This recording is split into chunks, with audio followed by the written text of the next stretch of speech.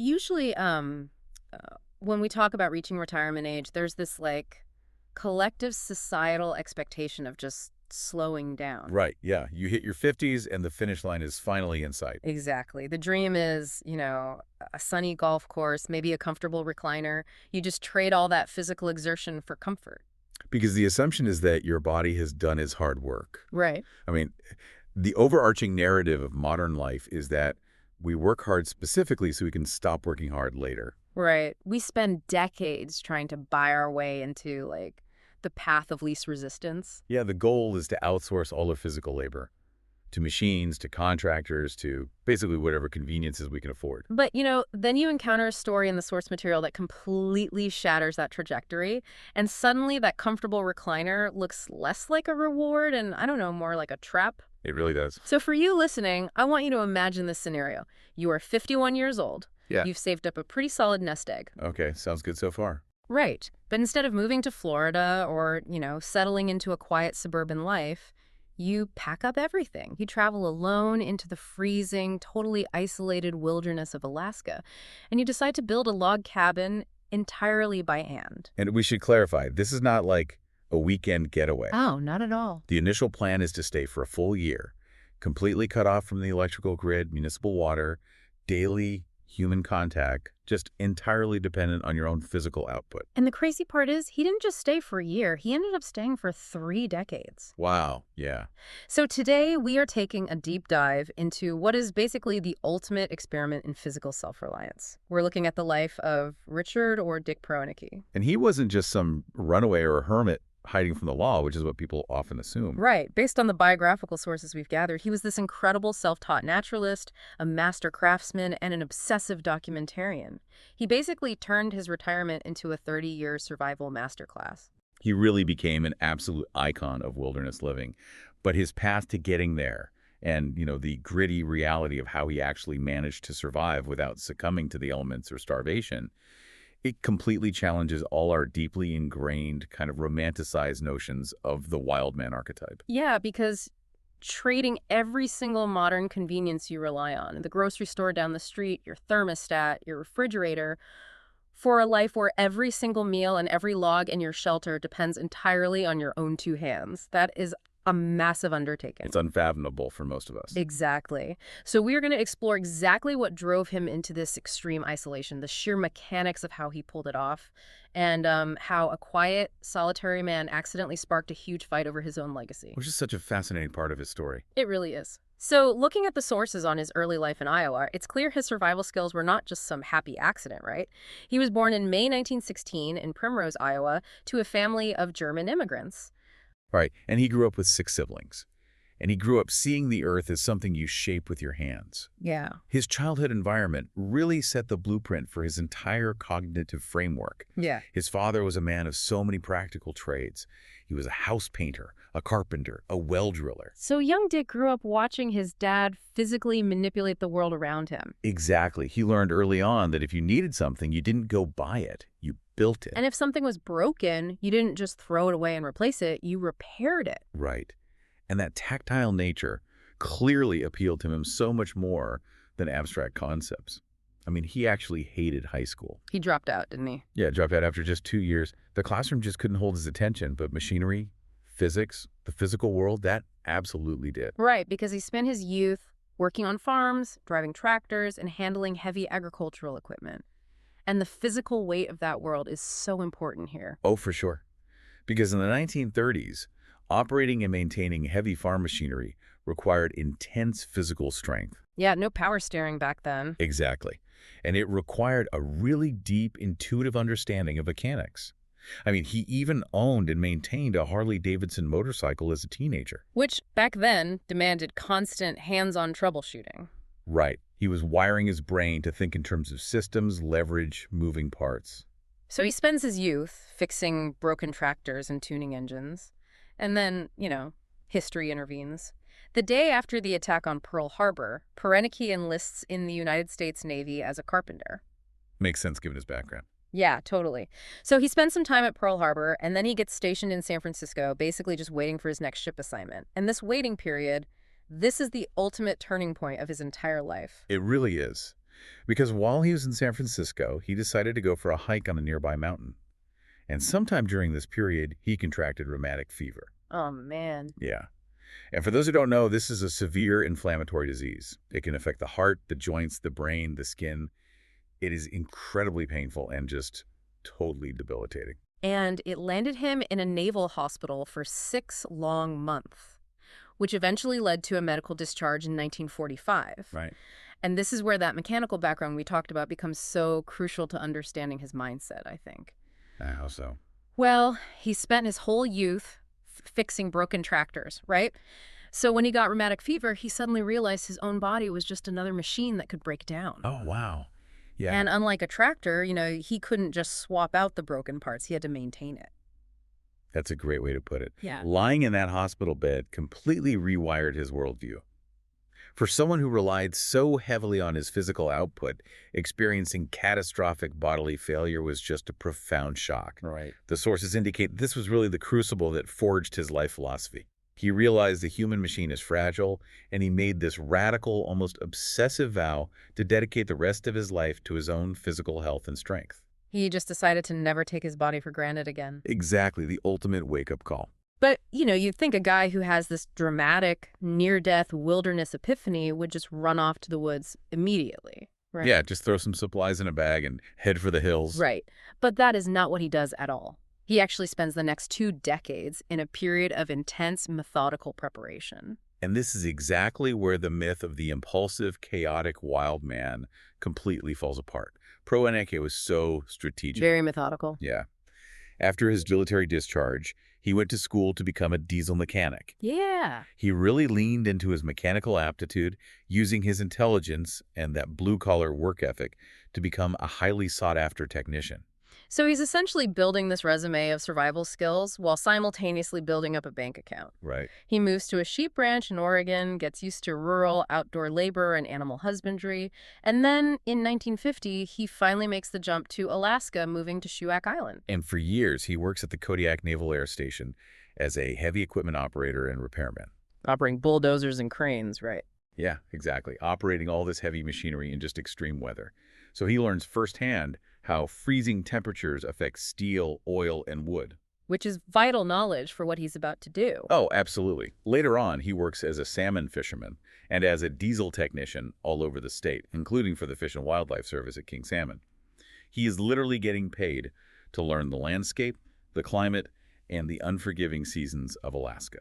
See, this completely challenges the popular off-grid narrative for me. When you watch documentaries or read books about people running away to the woods, there's always this romanticized notion of a guy fighting nature tooth and nail, just improvising every single day. Right, the survivalist fantasy. Yeah, but Proenneke didn't do that. He went in as a highly trained, specialized diesel mechanic who had literally spent 20 years observing the Alaskan ecosystem.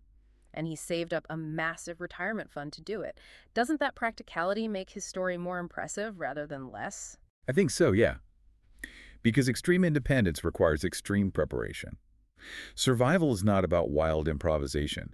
It is about meticulous planning and minimizing your variables. Well, exactly. He married his profound love for nature with a really rigorous, practical work ethic. By working those high-paying technical jobs, he built a financial nest egg that allowed him to afford the raw materials, the tools, and the logistics of a wilderness experiment. Right, without the constant looming threat of starving to death. Exactly. So by 1968, this 20-year preparation phase is finally complete. The nest egg is there, his carpentry and mechanical skills are completely honed, and his physical conditioning is at its absolute peak. He's ready. He is. At age 51, he decides it is time to put his ultimate machine, his body, to the test. So he heads to Twin Lakes. And he arrives there on May 21st, 1968. And even his arrival is heavily calculated. He doesn't just wander out there, right? No, he doesn't just wander into the brush and sleep under a tarp. He had actually made prior arrangements to temporarily use an existing cabin owned by a retired Navy captain named Spike Carruthers. Oh, smart. Yeah, he uses this as a secure base camp while he carefully scouts the perfect location for his own cabin. He's out there taking into account wind direction, sunlight, proximity to timber, and fresh water. And the cabin he eventually builds is nothing short of a masterpiece. He sets out to construct it entirely by hand, all while filming himself with an 8mm camera mounted on a tripod. Which is incredible footage if you've ever seen it. It really is, but, I mean, how does a single 51-year-old man lift massive spruce logs onto a roof completely by himself? Well, he relied entirely on physics, leverage, and a whole lot of patience. He harvested the local white spruce trees himself, peeling the bark so the wood would dry out and resist rotting. Right. And to move these massive logs, he built ramps and used simple pulley systems. So he would slowly inch a heavy roof rafter up a ramp, secure it, move to the other side, and inch that side up. Oh, wow. Yeah, he just substituted raw manpower with mechanical advantage. And he also hand-cut these intricate interlocking joints for the walls. He didn't just, like, stack logs and nail them together. Okay. No, not at all. He carved saddle notches into the ends of every single log. But why go through the agonizing physical labor of hand-carving complex geometric joints when he could have just hauled in boxes of heavy-duty metal spikes? Because in an environment where winter temperatures drop to 40 degrees below zero, even a 1 millimeter gap in your wall can mean freezing to death. Oh, wow. Good point. Right. And metal nails rust. They bend and pull loose over time as the wood expands and contracts with the seasons. That makes a lot of sense. So by using carefully carved saddle notches, Proenneke basically relied on gravity. As the green wood dried and shrank over the years, the interlocking joints actually settled tighter together, locking the cabin into a solid, unmoving block. That is brilliant. Yeah, and then he used locally gathered sphagnum moss to chink the tiny spaces between the logs, which created a naturally insulated windproof seal. So he is literally using the physics of the environment to create his shelter. He dug gravel directly from the lake bed to create a solid, well-drained base for the cabin. He hauled local stones and mortared them precisely in place to build his fireplace and the flue for his chimney. But the detail in the sources that absolutely stands out to me as the ultimate DIY life hack is his food storage system. Oh, the frost-lined fridge? Yes. He obviously didn't have electricity, so he created a natural refrigerator by cutting 1-gallon metal cans into basins and burying them deep in the ground. It is a brilliant application of thermodynamics. Wait, how does it actually work? So, by digging a deep hole and burying these cans below the frost line, he utilized the Earth's natural thermal properties. In the brief Alaskan summer, the deep Earth remains cool enough to keep perishables from spoiling. Okay, that makes sense. But more importantly, in the brutal winter when the top layer of ground freezes solid, the area below the permafrost line remains insulated from the extreme freezing air temperatures above. Oh, so it works both ways. Exactly. His food wouldn't freeze into solid blocks of ice, and he could access it year-round. That is a brilliant paradox. I mean, he's the ultimate off-grid survivor, yet his survival actually relied on a few key connections to the outside world, right? Right. Because we should clarify that he wasn't completely cut off from humanity. No, he wasn't. He had a lifeline in a friend and bush pilot named Babe Alsworth. Right. Alsworth would periodically fly in on a seaplane in the summer or, a ski plane in the winter, and he brought mail, basic bulk food staples that couldn't be foraged, and orders that Proenneke would place through the Sears catalog. Okay, the ultimate off-grid survivor relying on the ultimate symbol of American consumerism, the Sears catalog. It's kind of ironic, yeah. He's out there in the most remote wilderness on Earth, but he can still get a high-quality handsaw or replacement camera film delivered by an airplane. Well, his goal was sustainable long-term living, not some kind of purity test that would just end in starvation. That's a great point. Utilizing a supply line for specific manufactured tools or bulk staples like flour and sugar is exactly what allowed him to survive. He recognized the limits of his environment. I mean, you cannot forge a steel axe head out of spruce trees and lake gravel. No, you definitely can't. And, you'd think after building this architectural marvel and surviving the first brutal winter, he'd just pat himself on the back, declare the 16-month experiment a success, and go home to that recliner. Most people would. Right. But surviving the winter actually changed his entire objective. He does go back to the lower 48 briefly to visit his family, but then he returns, and that return is when the experiment morphs into a 30-year way of life. 30 years of solitary, methodical observation. Isolation of that magnitude would psychologically break most people. Oh, absolutely. But the sources reveal that Proenneke never suffered from the crushing loneliness or the madness we often associate with hermits. He basically didn't have time to go crazy because his daily routine was incredibly demanding and his mind was just relentlessly curious. He essentially became a one-man research station, didn't he? He really did. He obsessively kept journals, recording exactly what he did every single day. He made sourdough hotcakes, hiked miles through the brush, tracked caribou migrations, and he continued filming with his 8mm camera. But he also recorded highly valuable localized meteorological data. Yeah, he was tracking microclimate changes way before it was a widespread practice. He meticulously recorded daily temperature fluctuations, wind patterns. He even noted the exact dates the ice froze on Twin Lakes and the exact dates it thawed in the spring. Wow.